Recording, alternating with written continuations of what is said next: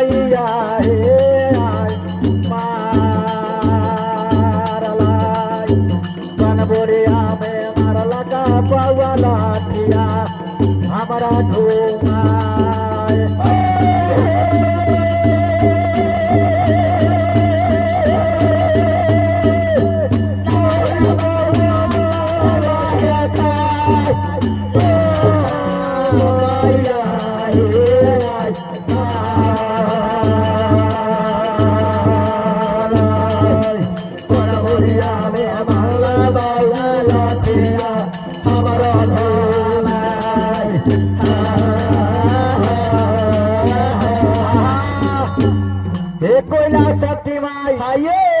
किला हमारा घाट के लकबन बोरिया के जो बकवा अच्छा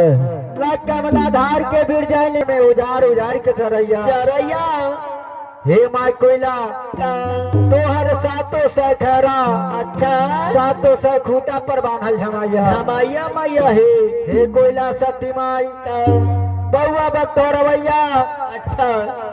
गाँव गोरा में चरा के डबरा डुबरी में पानी पिया के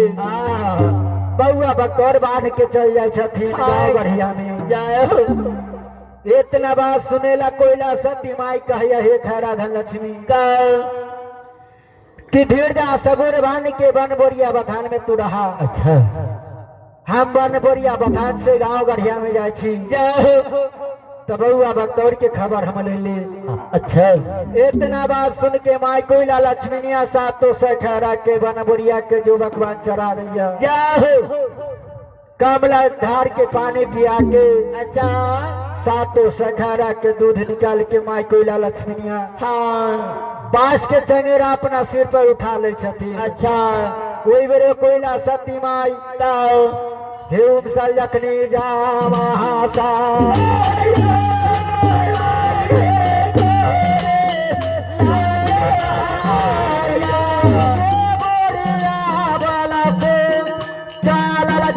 मैया गारी जिया आई गारिया हे देउरी माँ